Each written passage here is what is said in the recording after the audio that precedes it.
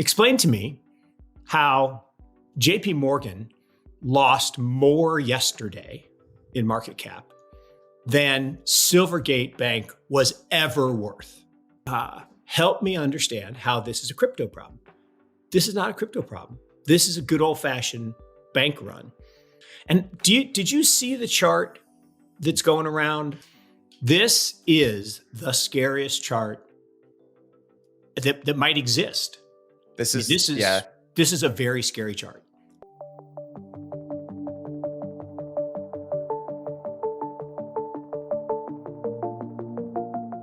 Hey guys, welcome back to Let's Talk Crypto.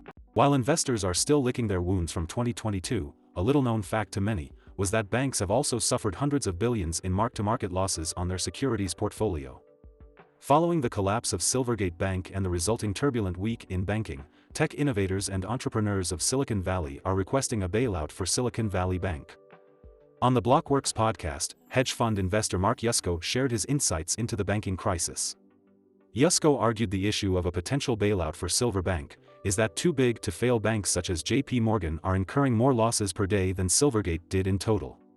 Pundits called the downfall of Silvergate a crypto problem, but Yusko believes that there is a much bigger issue going on with the banking system. Investors and other banks are also wondering if SVB is an isolated incident or a canary in the coal mine. Will the Federal Reserve take any actions to tackle this issue? What implications does this have for the cryptocurrency industry? Mark has a unique perspective on this, as he believes it is all part of a much bigger, sneaky plan. Let's listen to his insights regarding this matter. But before we do, please consider subscribing to our channel, as we bring you daily content on the latest crypto news. And now, let's jump right into the video. Explain to me how JP Morgan lost more yesterday in market cap than Silvergate Bank was ever worth. So Silvergate at the peak was 16 billion. Today it's like 100 million. At the peak, 16 billion. And JP Morgan lost 19 billion yesterday. Silicon Valley Bank lost more, 75 times more than Silvergate did yesterday, and is losing again this morning. So help me understand how this is a crypto problem. This is not a crypto problem. This is a good old-fashioned bank run.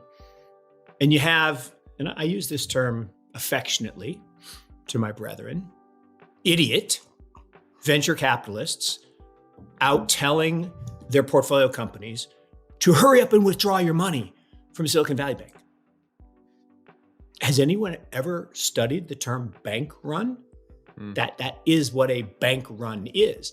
So this is how problems start. And if you go back, the last time we had this was in the global financial crisis.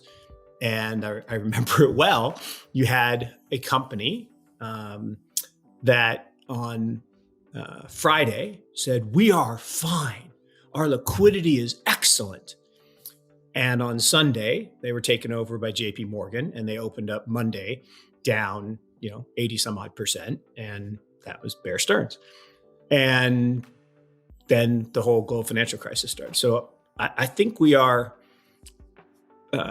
perilously close. And did you see the chart that's going around on unrealized equity, losses? Unrealized losses and equity of banks. This is the scariest chart that might exist. This is a very scary chart. So it's basically a long-term chart of the either accumulated gains or losses of the banking system. So on the far right side of this chart, you see this just cataclysmic, orders of magnitude, 4, 5, 6, 8 times more losses than gains that they're unrealized. And the problem is these bars on the right-hand side of this chart, basically, if all the banks experienced a run and everyone took their money out, right, to stuff it in the mattress, which is kind of what happened during the global financial crisis, all the banks started to fail. And governments literally had to step in and bail them out and calm the panic. Well, what this yellow and green is showing technically the banking industry is insolvent. And that's a scary thing to say out loud. We're sowing the seeds of our own demise by collective panic. And if you go to, and we've talked about this many times, the Knickerbocker Trust debacle in 1907, we are reliving this, right? This is what's happening. This is exactly what's happening. And that's what Silvergate was all about, is JP Morgan famously quipped, the man, not the bank, the man famously quipped, "I like a little competition." I know. I don't like a lot of competition. I like a little competition. Yeah. So when Knickerbocker Trust got too big, what did he do? He fomented panic by spreading a rumor that they were insolvent. And you saw, go to Wikipedia, type in 1907 Knickerbocker Trust, and you will see a picture of men in their top hats and coats and ties, and women in their dresses running to the bank trying to withdraw their money. That was a bank run.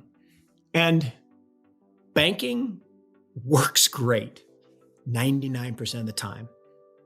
But bank runs are lethal. Look, Silvergate Bank, as painful it is for all of us in the crypto industry, it's just not a big deal. I mean, I hate to say that, but it was a $16 billion market cap bank. Just, like I said, JP Morgan lost more than that yesterday. Yeah. On a $500 billion market cap.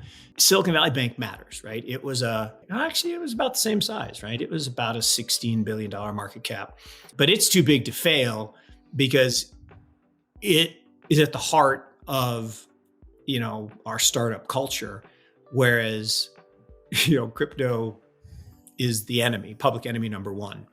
If you go back in history and you look at these waves of regulatory crackdown, it's always against the perception of these bad actors, right? Well, all they are is disruptors, right? Because every custom begins with broken precedent, from Will Durant. And what we accept as customary and common knowledge today, in the beginning, was broken precedent and anathema to everybody. And I think that's where we are in this cycle. But it's the knock-on effects and the unintended consequences and the human reaction that I think the regulators always seem to miss. The direction, GG, Gangster Gary, and the rest of the the people who are out to get crypto has been going all along is Bitcoin's not a security and everything else is, okay? And that's what this is about. Now the good news is the AG doesn't get to decree anything. They can claim, they can accuse, but at the end of the day, some judge has to rule. Now, can you buy off judges? Yeah, we know how that works. So I do worry about that, but ultimately, it's a very slippery slope, right? You got people saying, well, now NFTs are securities. Are you joking? Are Pokemon cards securities? Is that thing a security? I bought that from a guy, right? I paid him money for it. It's a piece of art. Is that a security? No, it's just not. But you're going down this path of trying to power grab everything under the auspices of this 3-letter organization. It will end badly, as it always does. Government overreach has never ended well. For sure, SVB was vulnerable to the downturn in venture capital financing. What cannot be denied is that the entire U.S. banking system holds hundreds of billions of dollars in unrealized losses on securities. Will the Fed's higher for longer policy stance cause more banks to convert unrealized losses into realized ones, leading to a financial crisis? Is this the beginning signs of something breaking? Let's hear Mark's opinion on this. For sure. 100%. And to your point, we've also seen other signs in that real estate space with the largest trusts, the largest REITs, having to shut, right? And not allow withdrawals. A bank can't say, actually they can't. They can shut their doors, right? They can literally lock the doors. Then you're out of business. Kind of what happens when crypto exchanges said, well, our systems are down. I know. It's magic. Your system's down. So there are plenty of things that have broken. But the thing that I think is interesting is that period of all-time low interest rates created lots of capital misallocation. And what I believe Powell believes is cleansing that is necessary. And therefore, I'm going to turn up the notch I'm going to ratchet up rates. And I'm going to let the over-levered real estate speculator go under. I'm going to let the poorly run banks go under because they'll just get absorbed by the big good banks, that I'm friendly with. I believe they should have done this a long time ago, right? They shouldn't have kept rates at zero forever. But there was a reason they did. So in the global financial crisis, the banks were done. Yeah. People should have gone to jail. There was bad stuff, but no one went to jail, and the big banks were bailed out. And so because of that, they took interest rates to zero. It was about fixing the balance sheet of the banks. Well, now you got this problem where they said, we need to stop this crypto thing. These banks, we need to get rid of them. Okay. I should say lenders. There are these lenders. Okay. So Celsius, you're gone. Voyager, you're gone. BlockFi, you're gone. Wait a second. Thought we fixed the problem. No, there are these real banks they're helping people convert fiat to crypto. We need to shut them down. But what they forgot, law of unintended consequences. Yes, Signature Bank had a large crypto business, but a gigantic portion of their deposits have nothing to do with crypto. They were a regular bank before. So now those people are freaking out because whoa, right. The stock price is going down. I got to get my money out. So you foment a bank run. So now what we need is a TBTF moment, too big to fail. And I think that happens on Sunday. So every Sunday, the Council on Economic Stability meets. The Council on Economic Stability has 6 members.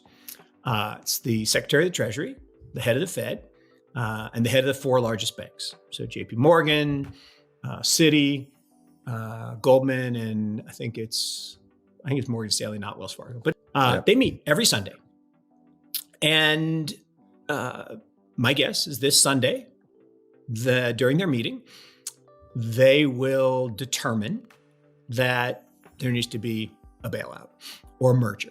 So, that's what I'm going to get. I'm going to predict that. What do you think about Mark Yusko's view of the banking crisis? Will the Fed come to the rescue? Let us know in the comments below. If you enjoyed this video, please make sure to give us a like and subscribe. Thank you so much for watching. This is Let's Talk Crypto, and we'll see you in the next video.